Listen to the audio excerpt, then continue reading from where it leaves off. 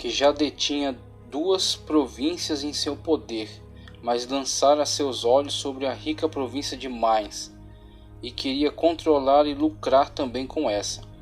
Mas essa possibilidade encontrava-se ainda vedada a ele, a não ser que conseguisse mudar a opinião do Papa em relação a isso, por meio de um argumento irrefutável, uma grande contribuição ao Palácio de Pedro e Paulo, no Vaticano. Mas para isso precisou recorrer ao empréstimo de grande soma junto aos poderosos banqueiros alemães, os Führers. E como garantia para assegurar esse empréstimo, chegou-se a uma engenhosa solução. O Papa concedeu o direito a que o arcebispo comerciasse os papéis salvíficos, entre aspas, a ponto de se cobrir a soma da contribuição ao Vaticano e ao pagamento do empréstimo, e com isso assegurar-se-ia ao arcebispo a posse assegurar-se-ia ao arcebispo a posse ao que atendia a sua ganância, e tudo às custas da mentira e expoliação do povo, que estava sendo instrumentalizada por essa eficaz e soberba ferramenta a serviço do clero, Johann Tetzel. A fim de levantar recursos para a construção da Basílica de São Pedro em Roma, o Papa Leão X determinou a venda de indulgências. Para recolher esse dinheiro na Alemanha foi designado João Tetzel. Lutero, já descontente com a imoralidade e o desrespeito do clero pelas coisas sagradas, como vimos anteriormente, reagiu à pregação de Tetzel com suas 95 teses, afixando-as na igreja de Wittenberg. Através das indulgências, a igreja oferecia salvação por meio das obras e não da fé, contrariando textos bíblicos de Abacuque 2:4, Romanos 1:17, Gálatas 3:11 e Hebreus 10:38. Era o dia 31 de outubro de 1517. A atitude de Lutero desencadeou uma reação em escala favorável tanto dentro quanto fora da igreja, pois desde os tempos de Wycliffe e Hus, a nobreza, as populações europeias e parte do clero estavam descontentes com os desmandos existentes na igreja. Paulo Ferreira, A Reforma em 4 Tempos, editora CPAD, páginas 30 e 31, 2017.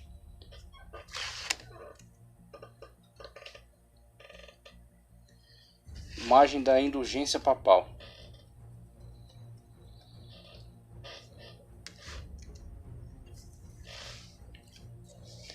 Por que reagir? Sem dúvida, o que muitos pensariam se estivessem perante o quadro que se apresentava diante de Lutero. Afinal, quantos benefícios o padre de Wittenberg obtinha de sua função? Era professor eclesiástico e respeitado por muitos, e isso em função da posição que ocupava dentro dessa importante instituição. E perante este problema grave das indulgências, qual o peso que tais privilégios exerceriam sobre a decisão certa a tomar? Deveria ele voltar-se contra essa extorsão, mesmo com grave risco de sua posição? Só podemos chegar a entender, pelo menos superficialmente, a importância das decisões tomadas por importantes personagens da história que sofreram grave alteração de sua vida e consequentemente vieram a causar graves mudanças históricas, quando pelo menos nos esforçamos em tentar manifestar empatia e colocar-se em seu lugar. Pense em você nessa situação.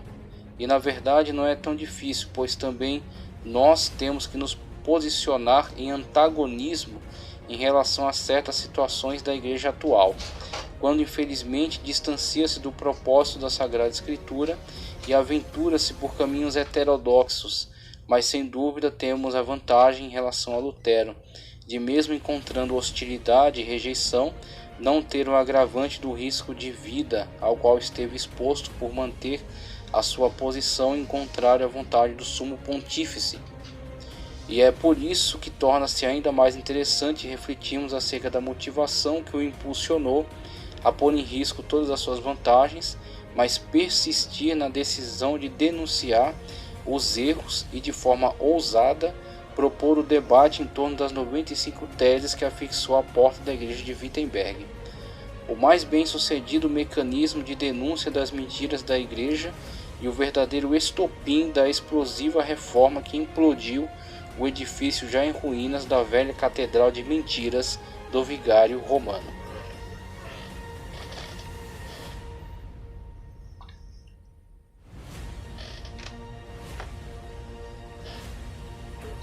Aqui, enfim, chegamos ao cume de nossa jornada, ao momento em que um homem, movido pela verdade da Sagrada Escritura, teve a audácia de enfrentar o sistema e não fiado em seu intelectualismo, mas sim impulsionado pelo desejo arrebatador de ver reluzir a verdade do Evangelho e dissipar as trevas intensas das manipulações gananciosas dos homens da falsa religião, verdadeiramente comerciantes da fé, entre aspas.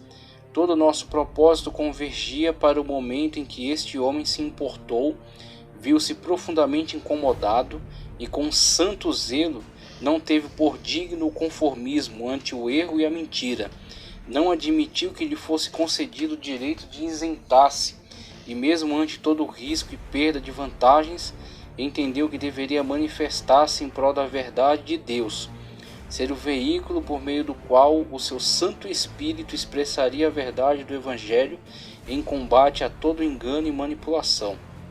Eis o espírito da reforma, sem o qual, em qualquer momento, a Igreja deixa de ser a proclamadora da verdade de Deus, para passar a conformar-se até com as mais absurdas mentiras, desde que seja cômoda e agradável aos líderes. Deixar de obedecer a Deus para agradar à vontade de homens, atitude essa que fora rejeitada pelo apóstolo Pedro, quando perante o sinédrio sabia que sua vida estava em risco, mas julgou ser a obediência a Deus mais importante até mesmo que seu próprio bem-estar. Ou que dizer de Paulo, que mesmo diante de toda a autoridade que representava a pessoa do apóstolo Pedro, não hesitou em resistir na face, quando viu nele uma atitude que julgou incoerente com o Evangelho de Cristo, quando o apóstolo tentava conciliar os grupos conflitantes dos fariseus e dos gentios, levando Pedro a agir de modo ambíguo, a que Paulo, mesmo com todo o respeito que tinha e que continuou a ter, não pôde deixar de manifestar sua discordância perante essa atitude.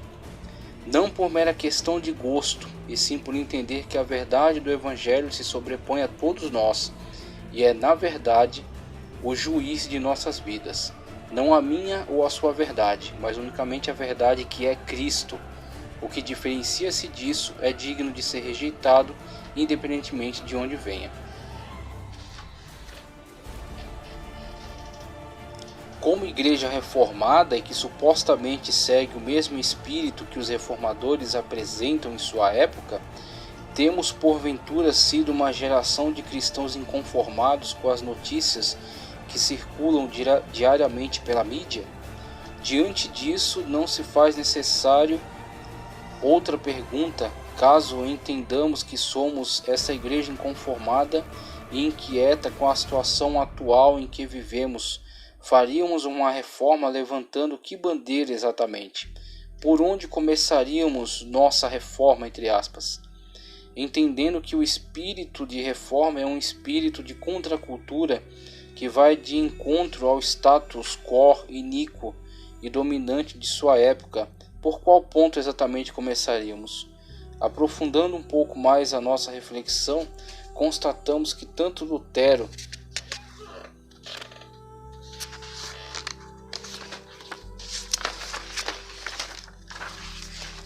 como os pré-reformadores dão continuidade a que essa igreja que se autoexamina, que está em constante reforma.